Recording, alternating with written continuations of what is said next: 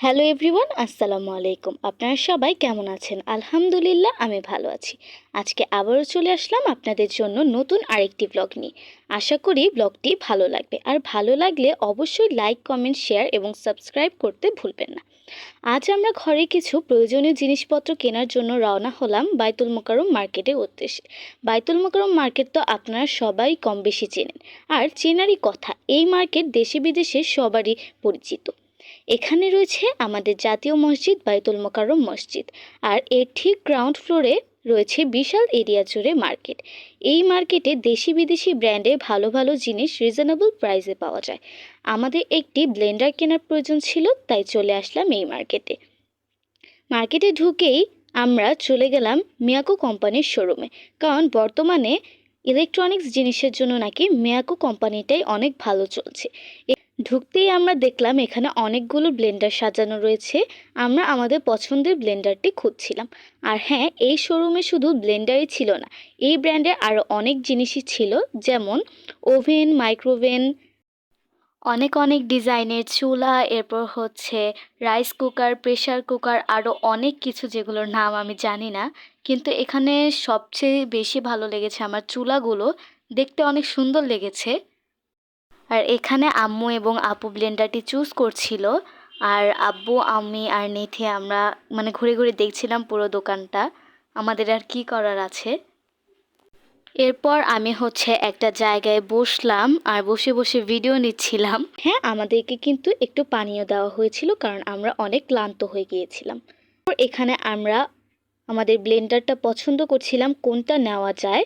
এরপর শেষমেশ আমরা একটা ব্লেন্ডার পছন্দ করলাম, যেটা হচ্ছে 1000 ওয়ার্ডের, এবং এটা মিয়াকো কোম্পানির না, রেড সুইসের।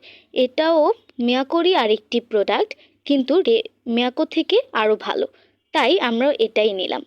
তারপর এখানে আম্মুর হাতে আপনারা যেই ব্লেন্ডারটি দেখতে পাচ্ছেন, আমরা সেই ব্লেন্ডারটি নিয়েছিলাম।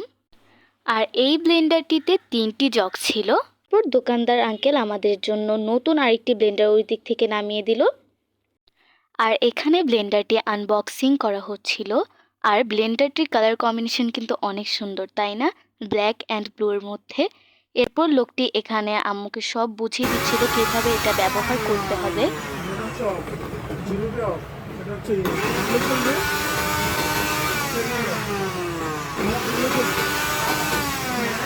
আর আপনারাও যদি আমাদের মতো ব্লেন্ডার বা অন্য কিছু কিনতে চান, তাহলে অবশ্যই বাইতুল মোকাররম মার্কেটে আসবেন। এখানে ইলেকট্রিক জিনিস অনেক ভালো ভালো পাওয়া যায়। শুধু ইলেকট্রিক জিনিসই নয়, আরও অনেক কিছু রয়েছে এখানে, তাই অবশ্যই একবার এখানে আসবেন।